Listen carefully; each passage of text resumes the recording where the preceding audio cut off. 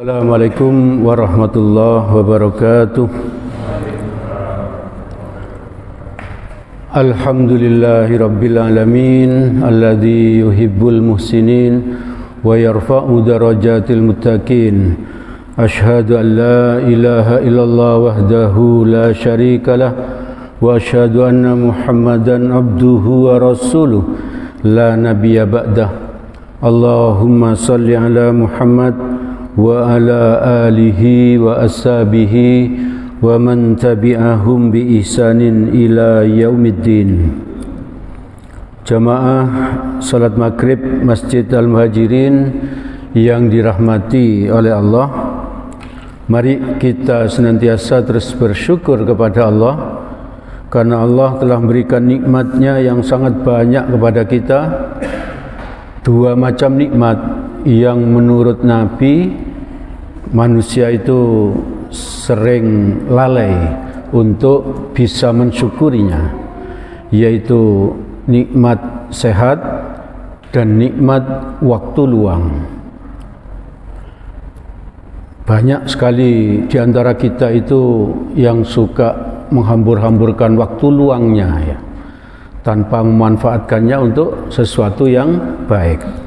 Alhamdulillah kita dikaruniai Allah dua macam nikmat itu, yaitu sehat dan waktu luang. Sekaligus Allah menolong kita sehingga kita bisa mensyukuri dua macam nikmat itu. Antara lain kita manfaatkan untuk hadir ke Masjid Al-Muhajirin ini untuk sholat berjamaah, untuk mendengarkan kajian-kajian, dan untuk apa saja yang dilakukan di Masjid Al-Muhajirin ini. Semoga kita ditolong Allah agar kita menjadi hambanya yang istiqomah taat kepadanya hingga kelak kita dicabut nyawa. Semoga dalam keadaan husnul khotimah. Amin amin ya rabbal alamin. Ibu bapak, saudara-saudara yang dirahmati oleh Allah, di dalam hadis riwayat Tabrani nomor 831 dari Sahal bin Sa'ad radhiyallahu an, Rasulullah sallallahu alaihi wasallam bersabda, "Atani Jibrilu faqala, ya Muhammad, isma syi'ta fa innaka mayyitun." Nabi bercerita kepada para sahabat yang hadir pada saat itu, Jibril alaihissalam pernah datang kepadaku.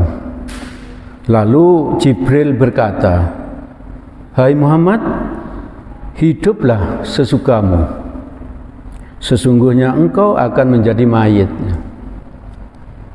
Ini nasihatnya Jibril ini kan dari Allah asalnya, cuman disampaikan oleh Jibril kepada Nabi Muhammad. Tentunya nasihat itu juga untuk kita ya, untuk kita sekarang ini. Jadi seolah-olah Allah membebaskan kita memang ya. Silahkan hidup bagaimana saja ya. Mau taat kepada Allah, mau ngaji, mau tidak taat, mau berkorban, mau tidak, itu Allah bilang terserah ya. Hiduplah sesukamu ya. Hiduplah sesukamu. Tapi diingatkan, tapi engkau akan jadi mayat ya. Tapi engkau akan jadi mayat. Engkau akan mati ya. Dan kalau mati akan dimintai pertanggungjawaban.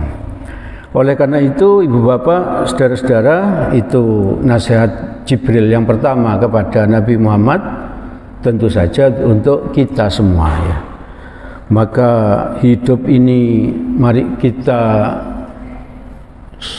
berusaha agar hidup kita ini menjadi hidup yang berkualitas, yang berkualitas. Seperti yang sering saya sampaikan, terakhir itu kira-kira 2 pekan yang lalu, kita hidup untuk melaksanakan tujuan hidup. Tujuan hidup kita itu untuk mendapatkan ridhonya Allah, untuk mendapatkan ridhonya Allah.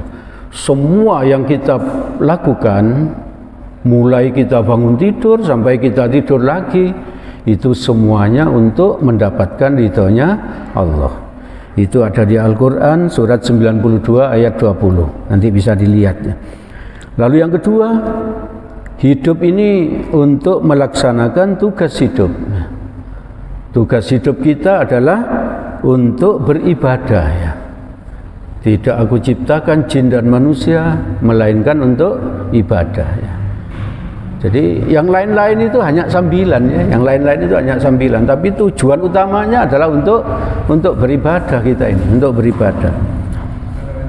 Itu ada di Al-Quran surat 51 ayat 56 ya. Sedangkan dan juga mari kita isi hidup kita ini agar berkualitas untuk melaksanakan fungsi hidup kita ya. Fungsi hidup kita adalah sebagai rahmatan lil alamin, sebagai rahmatan lil alamin. Di Quran surat 21 ayat 107. Jadi kita ini ngaji ya. Diusahakan istiqomah ngaji. Lalu keluarga terdekat kita itu kita ajak ngaji ya. Istri, anak-anak itu kita ajak ngaji.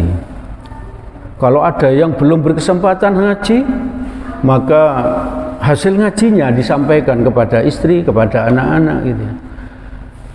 Jangan sampai kita hanya ngaji, sibuk ngaji sendiri gitu ya. Jadi tugas kita adalah apa? Jagalah dirimu dan keluargamu dari siksa api neraka.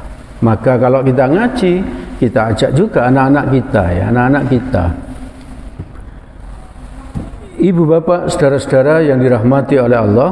Lalu kalau keluarga kita sudah beres, kita mengajak tetangga untuk ngaji, kita mengajak jemaah lain untuk ngaji gitu ya. Kita ajak tetangga yang belum sholat untuk sholat, kita ajak tetangga yang sudah sholat, yang laki tapi belum ke masjid untuk sholat ke masjid.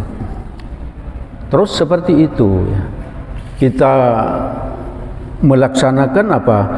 Fungsi hidup kita, yaitu sebagai rahmatan lil alamin. Jadi agar orang yang tadinya sudah mau masuk neraka, kita beri, kita nasihati sehingga orang itu selamat, sehingga menjadi masuk surga. Maka kita sendiri yang mengajak seperti itu mendapatkan pahala, mendapatkan pahala. Dan pahalanya pahala jariyah, pahala yang terus menerus ya, pahala yang terus menerus.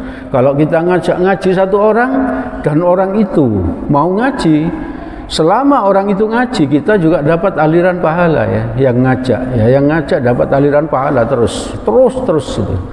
Misalnya kita sudah meninggal, orang yang kita ajak itu tetap ngaji, kita pun tetap dapat apa? Aliran pahala terus, aliran pahala terus begitu.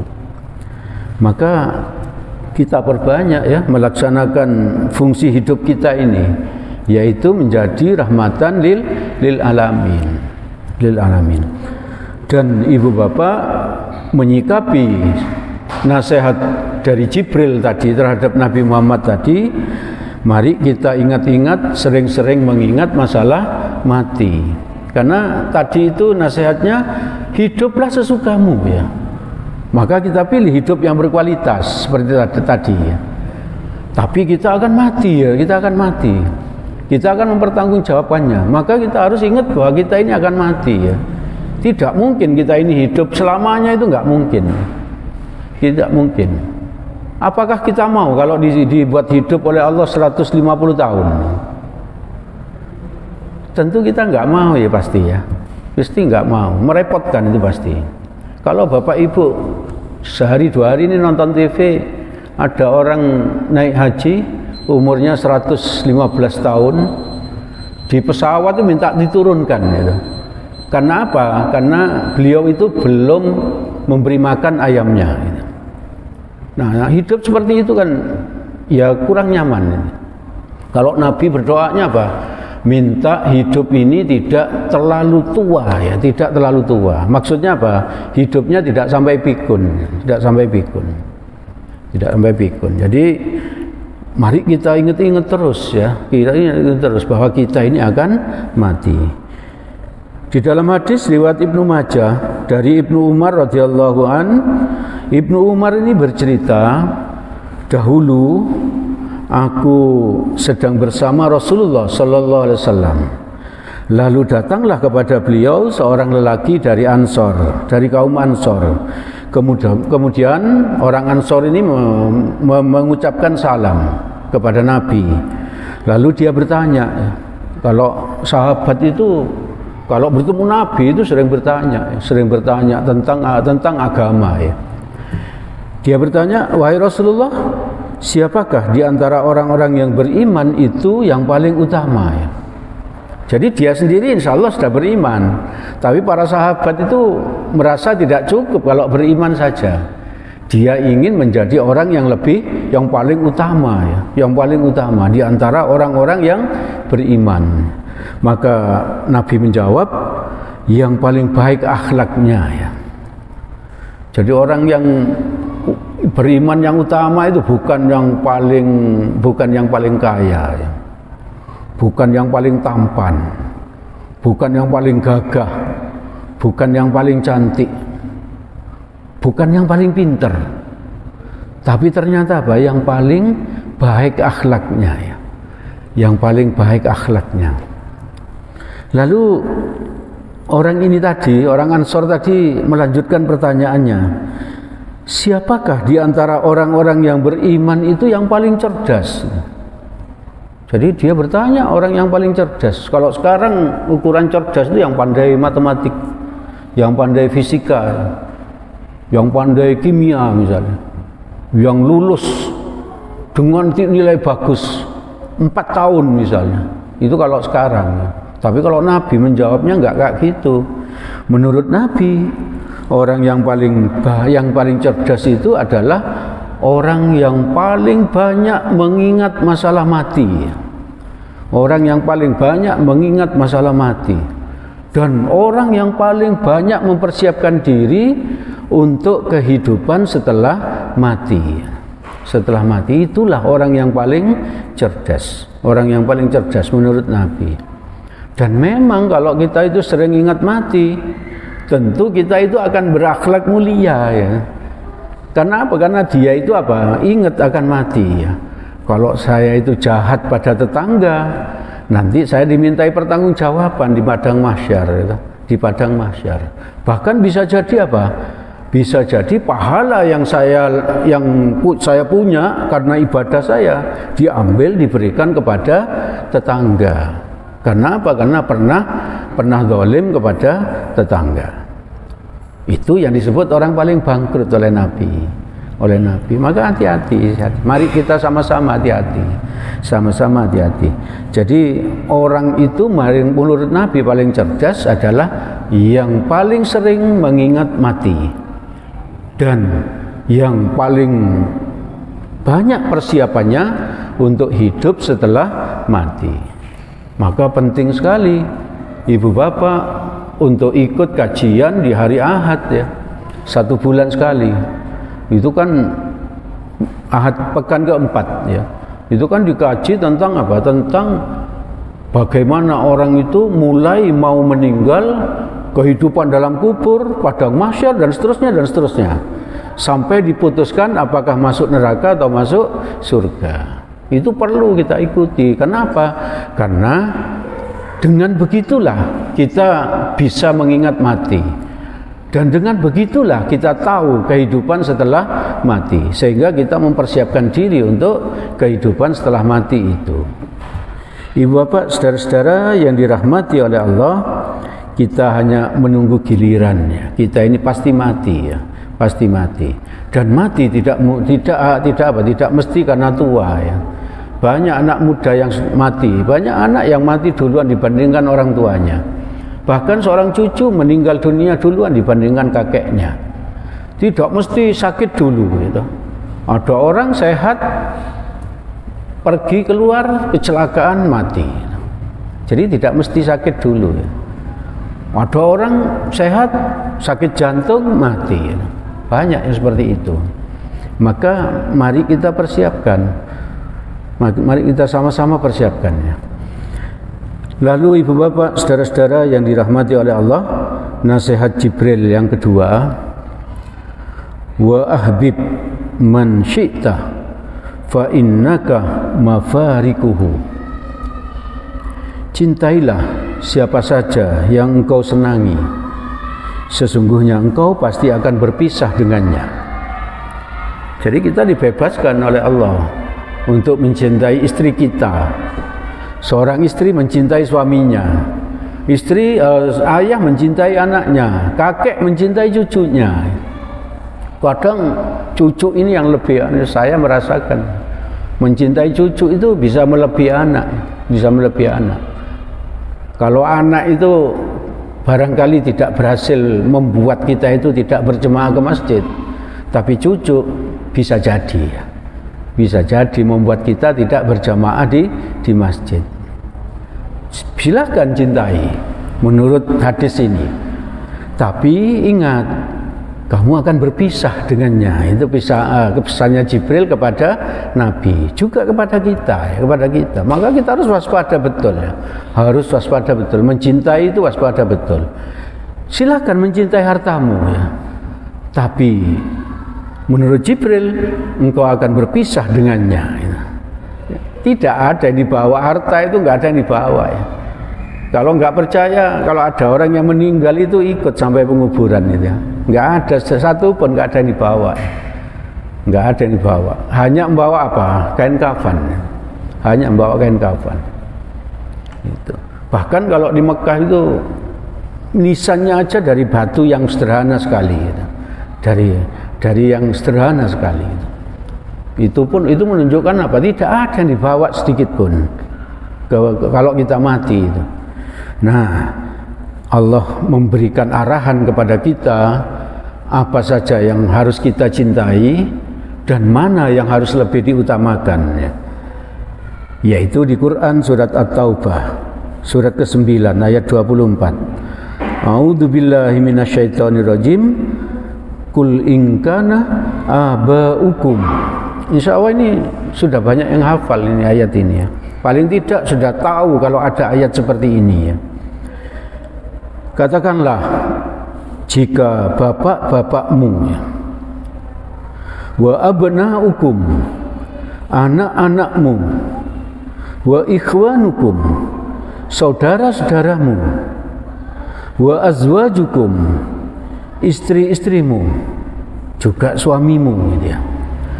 Wa ashiratukum, kaum keluargamu, wa amwalun iktaraftumuha, harta kekayaan yang kamu usahakan, yang kita usahakan mulai pagi sampai pulang petang ini, yang kadang sampai apa? Sampai kita itu tidak bisa sholat di awal waktu, yang membuat kita sering apa? Tidak bisa sholat berjamaah gitu. Kita kejar terus menerus ya. Ya, kekayaan yang kita usahakan. Wa tijaratun tahsyawna kasadaha, perniagaan yang kamu khawatiri kerugiannya. Kita sering mikir bagaimana kalau ini rugi dan lain sebagainya.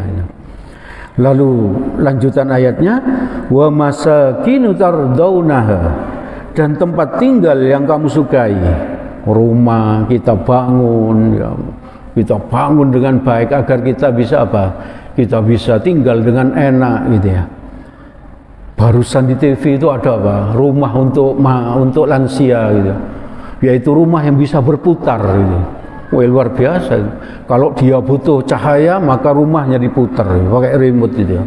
Rumahnya berputar menghadap cahaya gitu. Nah, ini disebutkan oleh Allah. Apa kalau api itu semua tadi yang disebutkan di ayat ini lebih kamu cintai dibandingkan Allah dan Rasulnya, ahabba ilaikum minallahi wa rasulih, lebih kamu cintai dibandingkan Allah dan Rasulnya, wa jihadu fi sabilihi, dan dari berjihad di jalan Allah. Jihad itu berarti bersungguh-sungguh di jalan Allah. Cucu membuat kita tidak ngaji, cucu membuat kita tidak bisa bersolat berjamaah, itu berarti kita kena ayat ini. lebih mencintai anak, lebih mencintai cucu dibandingkan cintanya kita kepada Allah. Cinta kita kepada Allah. Maka kita harus hati-hati, ya. Harus hati-hati betul. Ya. Kalau semua itu tadi, bapak, istri, anak, tempat tinggal, bisnis, harta, lebih kita cintai dibandingkan 3 hal, yaitu apa? Allah, Rasul, jihad, bersungguh-sungguh di jalan Allah.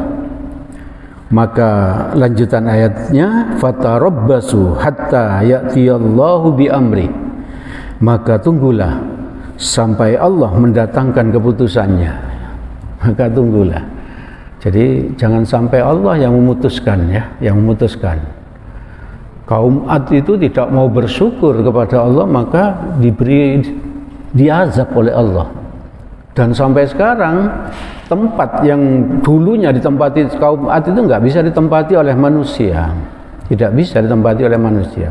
Agar apa? Agar kita itu mengambil pelajaran. Allah ini loh tempatnya kaum Ad ini, yang dulu durhaka kepada Allah, yang dulu tidak mau bersyukur kepada Allah. Gitu. Lanjutan ayatnya, wallahu la yahdil qaumal fasikin. Dan Allah tidak memberi petunjuk kepada orang-orang yang fasik, kepada orang-orang yang fasik. Ibu bapak, saudara-saudara yang dirahmati oleh Allah, mari kita sikapi dengan positif nasihat dari Jibril kepada Nabi Muhammad dan juga kepada kita. Kita sudah punya 2 nasihatnya Jibril kepada kita, yaitu hiduplah sesukamu. Sesungguhnya engkau akan menjadi mayat. Kesempatan malam ini, segala yang baik dan benar semuanya berasal dari Allah Subhanahu wa taala. Semoga ada manfaatnya bagi kita. Semoga Allah menolong kita agar kita bisa mengamalkannya. Amin amin ya rabbal alamin. Apabila ada salahnya, saya mohon maaf yang sebesar-besarnya. Diingatkan kepada ibu bapak yang ingin, saudara, semoga kita jamaah Masjid Al-Muhajirin diberi kemampuan oleh Allah untuk bisa berkorban setiap tahun, dan juga semua jamaah Masjid Al-Muhajirin diberi kemampuan oleh Allah untuk bisa beribadah haji. Amin amin ya rabbal alamin. Mari kita tutup majelis ini dengan doa kafaratul majlis. Subhanakallahumma wa bihamdik, asyhadu an la ilaha illa anta, astaghfiruka wa atubu ilaik. Billahi taufik wal hidayah. Assalamualaikum warahmatullahi wabarakatuh.